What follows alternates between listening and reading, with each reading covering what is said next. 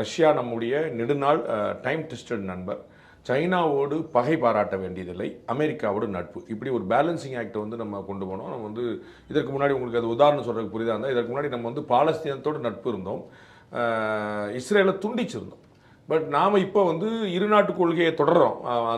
ஆனால் இஸ்ரேலோடையும் நட்பு பாராட்டுறோம். அப்போ வந்து அந்த அவுட் ரீச்சுங்கிறது வந்து எல்லா பக்கமும் இருக்கணும் அப்படிங்கிற ரொம்ப முக்கியமான விஷயத்தை வந்து ரொம்ப பெஸ்ட்டாக நம்ம பண்ணிகிட்ருக்கோம். அதனுடைய விளைவு தான். எஸ்பெஷலி வந்து லாஸ்ட் நம்ம முந்தானத்தை நம்ம பேச சொன்னபோது லாஸ்ட் ஒரு 6 இயர்ஸில் வந்து ஒரு 9 ஒப்பந்தங்கள் வந்து தொடர்ந்து போட்டு வந்து எல்லா நாடுகளோடையுமே முக்கியமான ஒப்பந்தங்கள் போட்டது. கடைசியாக இப்போ ஒரு பெஞ்ச் மார்க் மாதிரி கிரியேட் ஆனது வந்து யூரோப்பிய யூனியனோட போட்ட ஒப்பந்தம்.